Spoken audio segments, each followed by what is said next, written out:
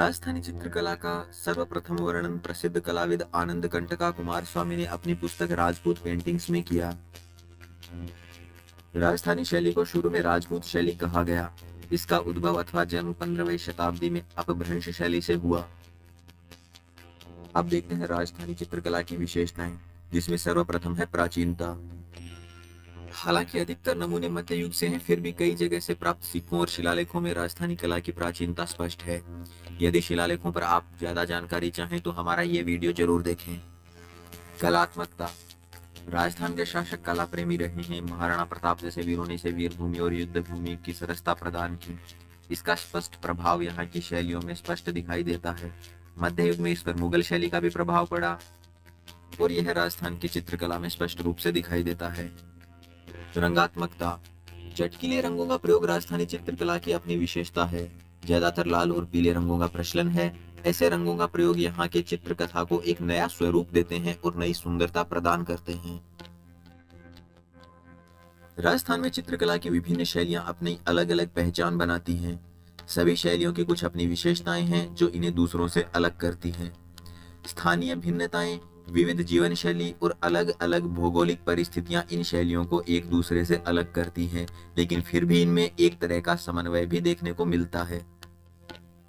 विषय वस्तु। राजस्थान विविधताओं से संपन्न राज्य है। इसका प्रभाव हमें चित्रों में भी देखने को मिलता है।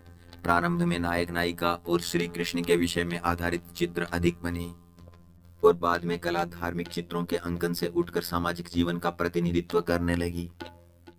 बाद में बने हुए चित्रों में शिकार के चित्र, हाथियों का युद्ध, नर्तकियों का अंकन, राजसी व्यक्तियों के छवि चित्र, पतंग उड़ाती, कबूतर उड़ाती और शिकार करती हुई स्त्रियां, होली, पनघट और प्याऊ जैसे दृश्यों के चित्रण में यहाँ के कलाकारों ने पूर्ण सफलता के साथ जीवन के उत्साह और उल्लास को दर्शाया है। स्त्री सुंदरता। राजस्थानी चित्रकला में भारतीय नारी को अति सुंदर रूप में प्रस्तुत किया गया है। कमल की तरह बड़ी बड़ी आंखें, लहराते हुए बाल, पारदर्शी कपड़े, बड़े स्तन, पतली कमर, लंबी तथा घुमावदार उंगलियां आदि स्त्री सुंदरता की प्रमुखता को इंगित करते हैं। इन चित्रों से स्त्रियों द्वारा प्रयुक्त विभिन्न उपलब्ध सोने और चांदी के आभूषण सुंदरता को चार चांद लगा देते हैं। आभूषणों के अलावा उनकी विभिन्न भंगिमाएं, कार्यकलाप तथा क्षेत्र विशेष के पहनावे को चित्रकला द्वारा निरूपित किया गया है। राजस्थानी चित्रकला की शैलियां। मारवाड़ी शैली। इसका विकास जोधपुर, बीकानेर, नागौर में हुआ। तारानाथ के अनुसार श्रृंगार इस शैली में मुख्य विषय वस्तु है। प्रमुख प्राचीन उदाहरणों में मंडोर के द्वार की कला और मालदेव के शासन में सैनिकों के भित्ति चित्र हैं।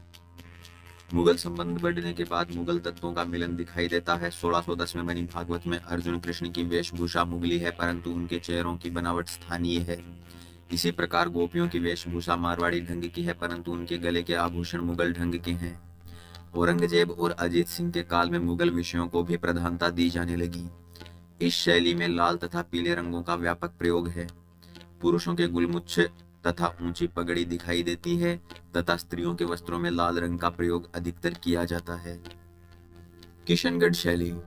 जयपुर जोधपुर से निकटता के बावजूद किशनगढ़ में स्वतंत्र शैली का विकास हुआ। सुंदरता के विषय में यहाँ के चित्र विख्यात हैं। बणी ठणी इसका प्रमुख उदाहरण है। कहा जाता है राजा सामंत सिंह को बणी ठणी से इतना प्रेम हो गया था कि वह चित्र को लेकर राजपाट छोड़ वृंदावन चले गए थे। इस शैली की विषय वस्तु सौंदर्य, भक्ति और प्रेम है। निहाल चंद और सूरजमल प्रमुख चित्रकार थे। इस शैली के चेहरे लंबे, कद लंबा तथा नाक नुकीली रहती है। अधिकतर चित्रों में किशनगढ़ नगर को बाहर दूर से बैकग्राउंड में दिखाने की प्रथा रही है। बीकानेर शैली। इसका विकास अनूप सिंह के शासन में हुआ। प्रसिद्ध चित्रकारों में रामलाल, अजीरजा, हसन आदि हैं। इस शैली में पंजाब का प्रभाव दिखाई देता है, किंतु दक्षिण से दूर होने के बावजूद यहाँ फव्वारों, दरबार के दिखाओं आदि में दक्षिण शैली का प्रभाव मिलता है, क्योंकि यहाँ के शासकों की नियुक्ति दक्षिण में बहुत समय तक रही। हाड़ौती शैली। इसे बूंदी और कोटा शैली भी कहा जाता है। इसका विकास राव सुरजन सिंह के समय 1554 से माना जाता है। इस शैली में प्रमुख चित्र दीपक राग, भैरव रागिनी, छत्र महल और देवता जी की हवेली के चित्र इत्यादि हैं। इस शैली में नाक नुकीली, गाल मोटे और कद थोड़ा छोटा रहा है। स्त्री वस्त्रों में काले रंग के लहंगे और लाल चुनरी प्रधान है।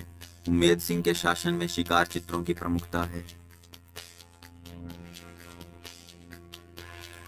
ढूंढाड़ शैली, इसे जयपुर शैली भी कहा जाता है और इसका विकास आमेर शैली से हुआ। इसकी विशेषताओं में माधो सिंह के वक्त इन चित्रों के गहनों में रंगों की बजाय मोती, लाख और लकड़ी लगाई गई। माधो निवास, सिसोदिनी महल, गलता मंदिर और सिटी पैलेस में सुंदर भित्ति चित्रों का निर्माण हुआ। सवाई प्रताप सिंह के समय में कृष्ण लीला, नायिका भेद, राग रागिनी, ऋतु वर्णन और भागवत पुराण इत्यादि का वर्णन हुआ। आज भी जयपुर में हाथी दांत पर लघु चित्र और बारहमासा इत्यादि का चित्रण कर उसे निर्यात किया जाता है। अलवर शैली, यह शैली मुगल शैली तथा जयपुर शैली का सम्मिश्रण माना जा सकता है। इस शैली में राजपूत वैभव, विलासिता, रामलीला, शिव आदि का अंकन हुआ है। नर्तकियों के थिरकन से युक्त चित्र बहुतायत में निर्मित हुए हैं। मुख्य रूप से चित्रण कार्य स्क्रोल और हाथी दांत की पट्टियों पर हुआ है। औरंगजेब ने जब कलाकारों को निकाल दिया था तो उनका पहला आश्रय अलवर बना। इसी वजह से इन चित्रों में मुगल प्रभाव कुछ ज्यादा ही दिखाई देता है। आमेर शैली, आमेर शैली की चित्रकारी में तुर्की तथा मुगल प्रभाव अधिक दिखते हैं, जो इसे एक स्वतंत्र स्थान देते हैं। उनियारा उपशैली, अपनी आंखों की खास बनावट के कारण यह शैली जयपुर शैली से थोड़ी अलग है।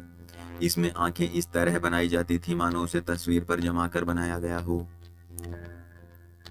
डूंगरपुर उपशैली, इस शैली में पुरुषों के चेहरे मेवाड़ी शैली से बिल्कुल भिन्न हैं और पगड़ी का बंदेज भी मेल नहीं खाता।